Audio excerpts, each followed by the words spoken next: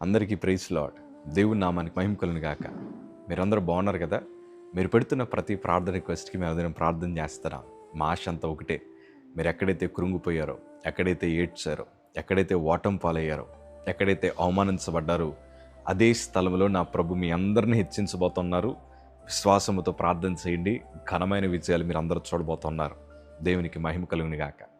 ఈరోజు చాలామంది జీవితంలో ఏదో తెలియని బాధ హృదయాన్ని పట్టి పీడిస్తోంది కదా. మొన్న రీసెంట్గా ఒక తల్లిగారు మాకు ఫోన్ చేశారు. ఆ తల్లిగారు అంటున్నారు, అయ్యా, నా పిల్లల్ని చాలా కష్టపడి ప్రేమతో పెంచుకున్నాను.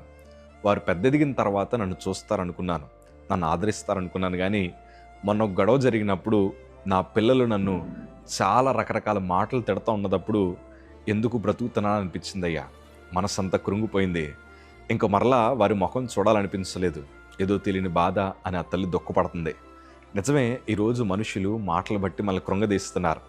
ఈరోజు చాలామంది జీవితంలో ఉద్యోగం రాలేదని కృంగిపోయారు, మ్యారేజ్ లైఫ్ సరిగ్గా లేదని కృంగిపోయారు. ఓటముల మధ్యన వారు కృంగిపోతున్న పరిస్థితులు మనం చూస్తూ ఉన్నాం. ఈరోజు అలా కృంగిపోయిన స్థితిలో నువ్వు ఉంటే ఈరోజు దేవుడు నీతోనే మాట్లాడుతున్నాడు. ఎందుకంటే ఈ కృంగిపోయిన వారు బలహీనలు గనక ప్రపంచం మనల్ని గుర్తించదు. ఈ కృంగిపోయిన వారు ప్రపంచానికి ఉపయోగపడరు గనక ఎవరూ మనతో సహవాసం చేయడానికి ఇష్టపడరు, మనల్ని ఎవరు ఎంకరేజ్ చేయడానికి ముందుకు రారు. కానీ మన ప్రభు ఉన్నారయ్యా, ధైర్యం తెచ్చుకోండి. దేవుని వాక్యం ఈ మాట రాయబడి ఉంది. 145వ కీర్తన 14వ మాట మనం చదవగలిగితే, యెహోవా పడిపోవారందరినీ ఉద్ధరించువాడు, కృంగిపోయిన వారందరినీ లేవనెత్తువాడు. మన ప్రభు మనసు చూశారు ఎంత గొప్పదో.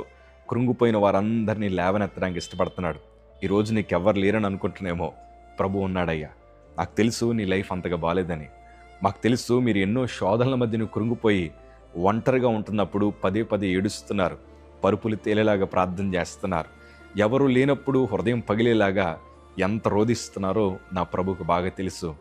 కొన్నిసార్లు ఉద్యోగ ప్రయత్నాలు చేసి ఓడిపోయి ఇంకా కృంగిపోయి ఇంకా నాకు రాదేమో అన్న దిగులు చేత మీరు బాధపడుతున్నారు.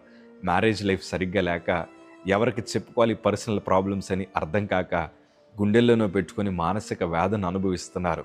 కొంతమంది కుటుంబ సమస్యలు అంతా ఇంత కాదయ్యా, బయటికి చెప్పుకోలేక ఎంత దిగులు చెంది కృంగిపోతున్నారో నా ప్రభువుకు బాగా తెలుసు. నా 2 చేతులు జోడించి చెప్తున్నాను, మీకు ఎవ్వరు లేరనుకొద్దయ్యా. ప్రభు ఉన్నాడు మీ పక్షాన.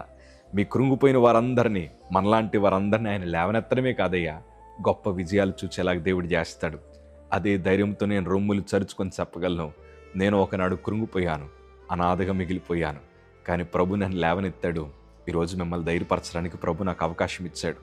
అన్ని రోజులు మారతాయ్యా, కంగారు పడద్దు, తప్పుడు నిర్ణయాలు తీసుకొద్దయ్యా. దేవుడు మీ పక్షా నుండి ఈరోజే కార్యం